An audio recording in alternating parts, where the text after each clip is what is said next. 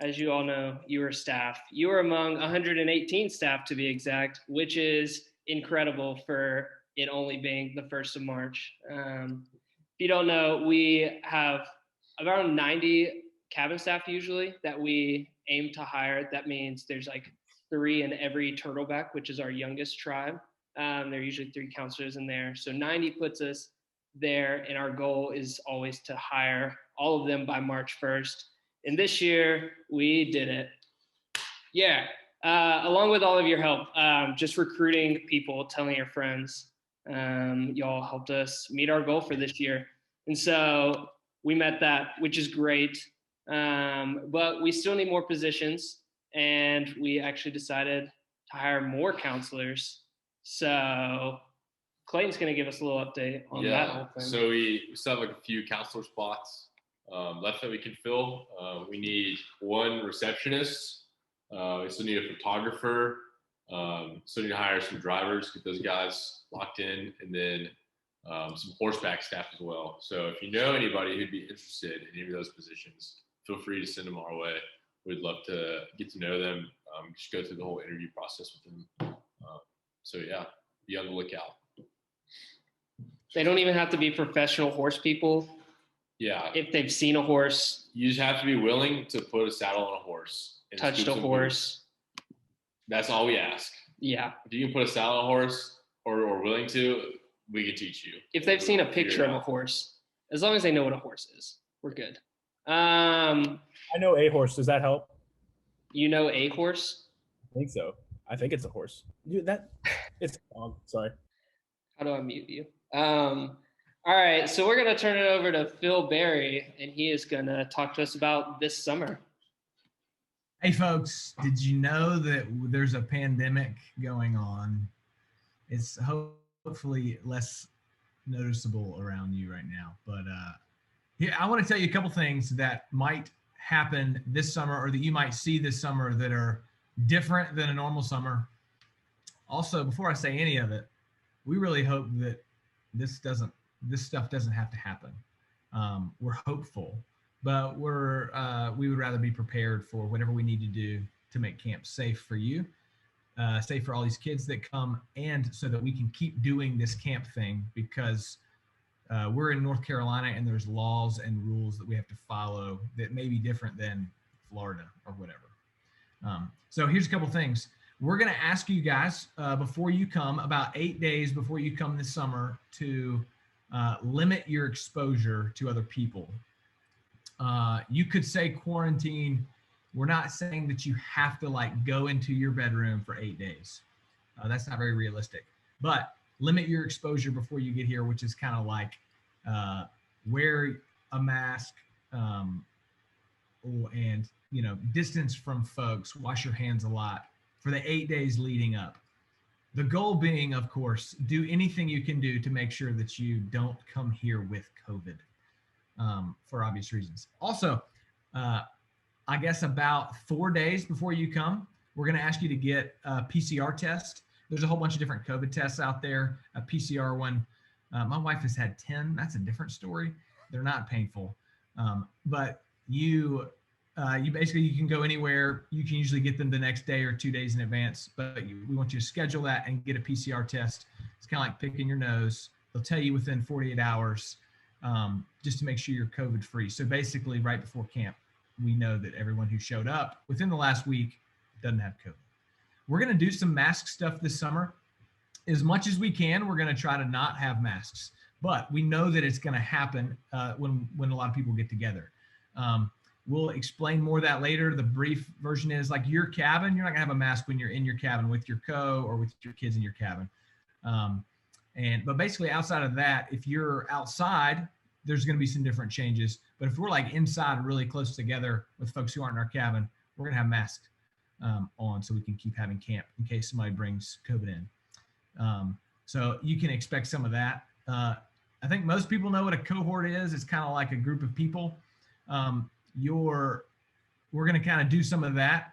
So it's not like you're going to have to walk around with your cabin. That's not fun. You don't necessarily want to be around those same 10 kids for 2 weeks straight. And they don't really want to be around just each other. So we have ways where we can kind of blend folks together. The more you get outside your cabin group, the more we're going to have some masks. Again, some stuff could change, but that's what we're planning on for now. And cohorts, basically, we're trying to keep so all 430 something people or kids plus staff aren't all mixing all the time. So we're going to group stuff a little bit. We're still going to have camp wides. So everyone's still going to play the same sock war, for example. We're still going to have, all the camp wide stuff, tribal activities, all that's still going down. Camp is still running like normal. There's just a couple of things that will be in there to keep people safe. There's some other changes, kind of like meals. We're going to actually eat 2 meals, one meal and then followed by another meal. So you can have four groups in the dining hall at one time. That lets us have a more normal meal. We would rather have 2 meals going on one after another, and they can feel more normal than a crazy everybody in one room meal. And then I think the last big thing is time off for you. There's some rules because you guys aren't in the same cabin and you're not off with your co generally. And so on days off, things like that will look a little bit different. Some examples would be like on your time off, you can't like go sit in a restaurant because we're trying to keep this imperfect bubble. Our goal is for everybody at camp to have this kind of imperfect bubble of safety where we can have camp and be as normal as possible. But for us to be normal here at camp, we can't just interact with Asheville. Asheville's got crazy people. And so we're going to try to have that imperfect bubble. But we're working on some places you guys can go. We're working on some good stuff over the conference center where you can go and hang out. And we're trying to make that as awesome for you as possible. And basically you can go somewhere. You just can't go like inside somewhere. And so you can go to whatever restaurant, get to go, curbside service, go eat outside with folks, spread out a little bit. All that stuff's good. Food, non-camp food that's real good on a day off. Camp food's good, but non-camp food, that's real good, especially when you've had camp food. And so takeout, delivery, we're also going to do special meals here. You can order the day before your day off from our kitchen some special meal that we don't normally serve here that they're going to cook for you. We're going to try to do as many things that are above and beyond for you to kind of compensate for some of the things that we're going to have to do that are a little extra hard. And I think that's most of the stuff. Sam, coming back to you. Did I forget anything before you start talking? Anything big? I don't think so. I think you covered it. There you go. There you go. Thanks, Phil. Hey, I want to talk a little bit about vaccines and hopefully kind of answer some of your questions and help you get a better understanding of kind of how we're thinking about vaccines and what that means when it comes to the summer. I guess the bottom line, what I want you to hear us say today is that we as strongly as we can, encourage you to get the vaccine. You're going to hear me say in the next couple minutes the word probably or likely a lot. And that's because we're still learning a lot on this stuff as far as what it will mean for us this summer and how it will affect you this summer. But all the information that we do have, both from medical professionals and from camping professionals, encourages us to encourage you to get this if at all possible. And there's really 2 primary reasons that we encourage you to do this. The first reason is to protect kids and to protect you and to protect other staff and really our camp program as a whole. Because, for example, if you get COVID during the summer, no matter what we put in place, like Phil called it, it's an imperfect bubble. It's still possible. And so if you were to get COVID during the summer, every kid who's in your cabin during those 2 weeks would likely have to go home. And so kids, there are a lot of kids, in fact, all kids, it's been 2 years, or it will have been 2 years since any kid got to come to camp. And so if they come to camp for the first time in 2 years, they're in your cabin and you get COVID, those kids, as far as we know right now, like those kids have to go home. That's not our rule. That's like that's a health rule. That's not something that we've come up with or that we're trying to scare you in. That's just reality.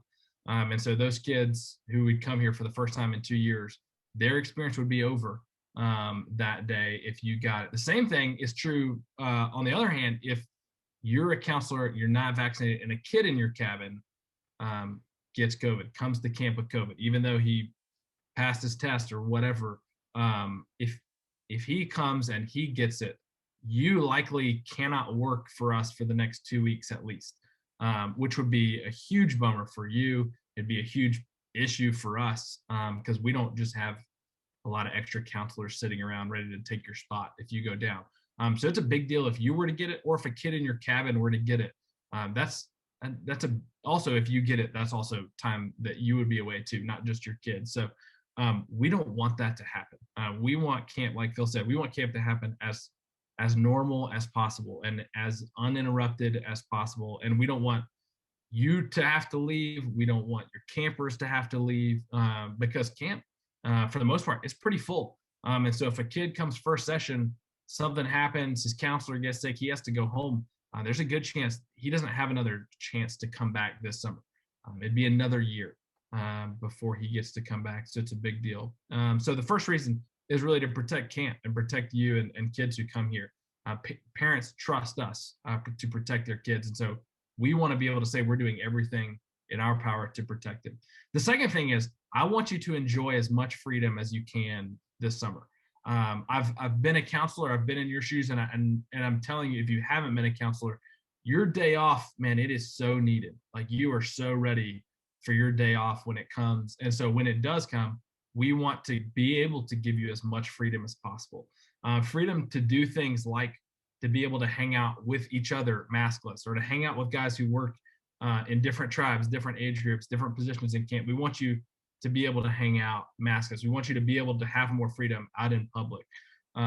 Your time off, like truly, is when you make some of the best memories that you have. Like I think back again to when I was a counselor a long time ago, and those days off and just fun things you'd go do on your day off. I want you to be able to experience as much of that as possible. We're going to do things to make it as fun as possible regardless, but chances are we're going to be able to give you a much longer rope and give you more free time and not more time, but more freedom during your time off if you're vaccinated. So I encourage you to do it for that. Also, if you're vaccinated, that likely waives the need for you to have that negative test before you come.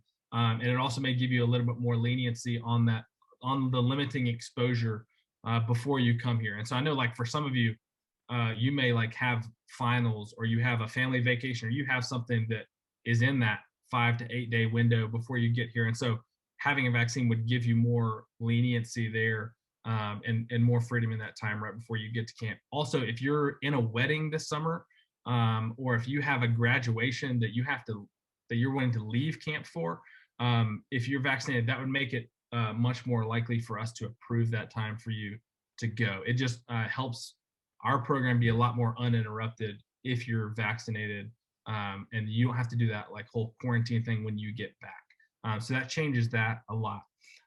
So here's what I can promise you, and I think I mentioned this in an email that I sent a couple weeks ago, but I want to make sure you understand this, is that so the CDC has classified all of us as essential workers. And so every state is at a different, is kind of going in a different order, maybe in different times. But whenever your state gets to essential workers, that's you. And so that's like with teachers, and I know in North Carolina, that's like with teachers and childcare workers. That's you. You're not you're not the general population. You are deemed by the CDC, not just by us, not just by me. The CDC has deemed you an essential worker. And so when you get the chance, or when your state moves to that phase, that's you. I would encourage you to move on that as quickly as possible. But you are eligible when it gets to that. We're going to give you more information so that you have more documentation. I know, like when I went and get it, they didn't ask for any of that documentation, but we want to give it to you just so you're over prepared, just in case any question does come up, or somebody looks at you and says, hey, you seem pretty young to be getting the vaccine right now. That's kind of a little more ammunition for you to be able to say, no, according to the CDC, have this. We're also going to give you a letter from Ron that's typed out on camp letterhead. We're going to email it to you. It'll be personalized to you, so it'll have your name on it. It won't just say this camp staffer. Like, it'll say your first name and last name, and it's from Ron that basically proves that you do work here, because you don't have like a badge or anything like that. So we'll give you that. The process of how you get it is different for everybody in every state. I'd love to be able to tell you specifically in your situation what's the best way to do it, but I don't know. I know for us here, we had a lot of success with Walgreens. So that was me and Nolan and Kyle and Clayton and Lee, and some of the other folks here in the office, Ron as well. We all went through Walgreens. It was a very smooth process. I was in and out in 15 minutes. Scheduled it online. It was great. Walgreens may not be offering it in your area, so I don't know what your options are. I can give you more information on Walgreens if you want that, but it was a real simple system. You can also call places and ask about how to get on their list or whatever. There's also you can call places and say there's a lot of places that give out vaccines that that at the end of the day they have people who didn't show up, or they whatever drew out medicine into syringes, and they are just going to throw them away. My parents both got it that way this week, just by going to a Walgreens and saying, hey, do you have any extras? And they did. So they got them, even though it wasn't even their phase yet. So they, in North Carolina, they weren't even supposed to get it yet, but the Walgreens basically said, hey, we'll give it to anybody at 7:00 because otherwise we're throwing them away. So that's another way. Also know a lot of schools, you can get them through your school. Not every school's that way. All that to say, I don't know the best way for you to get it. If you want us to help you with that, if you want us to help you research it, I'd love to help you out, because it's that big of a deal, and it really helps camp, and I think will help you a lot this summer if you have it. So I don't know the best way for you to get it, but there are different ways, and I would just encourage you to do everything you can to do that.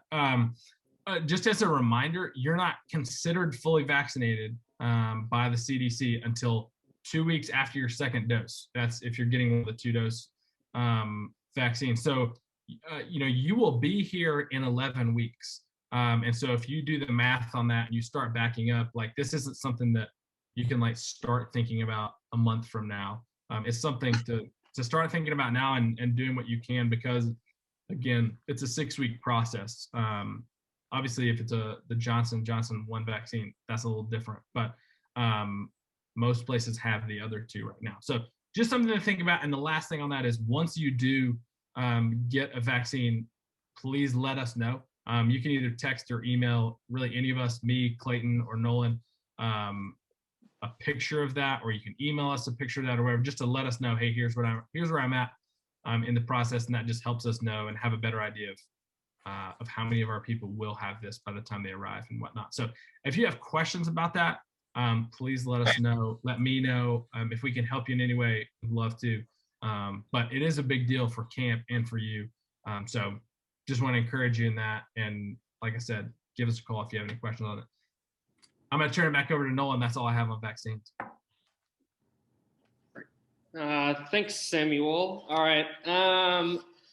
Yeah, that's a lot of what we had for today. In the next coming week, 2 weeks, you'll be getting emails from probably Sam. I think they'll come from you, maybe. I don't know. You'll get emails about onboarding, some paperwork stuff, payroll, all that fun stuff coming in the next few weeks. So just be on the lookout for that. We'll give you more information as it comes. Thank you, Kent Michaels. And so just be on the lookout for that. We'll email you, tell you. We'll do another staff Zoom meeting in the next few weeks to talk more about that stuff. But like Sam said, we're 11, 12 weeks away from you guys being here and all of us being able to be here for staff week and be together. Man, I get more and more excited every day just to see your faces in the flesh. Every time we do an interview and y'all say yes to coming to camp, we get more excited about this summer and the impact that the Lord is going to have through you here. So just be in prayer about this summer, about all this COVID stuff and how that impacts camp, and that the Lord will just use you while you're here. And so keep finding staff for us, because y'all have been great at that. Yeah. Clayton, anything? Yeah, just echoing what Nolan said. Like, we're so excited for y'all to get here for this summer. Like, the Lord has purposefully assembled this team here for the summer, and we're so excited just to have everybody here, and one, to get to know y'all, and two, for y'all just to experience camp in your different roles. It's gonna be an awesome summer. I'm super excited. These kids need camp this summer. They've been out of this place for 2 years, and they've been stuck at home doing Zoom classes and just like not really interacting socially with their friends. And so you have a huge opportunity to really step into their lives and give them some adventure and excitement, and also like sharing Jesus, because that's what we're here. That's what we're here to do. And so, just be prayerful about the summer. Like, ask God in your heart, like, hey, God, how can I best serve this summer? Just like grow you, because this is a time where you're going to grow a lot spiritually as well.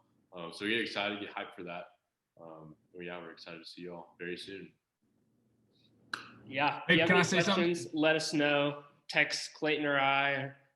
We'd love to talk to you, answer any questions you have, and help you with your certain situations with stuff. Get the vaccine. We encourage you heavily to do that. It would be very helpful for you. And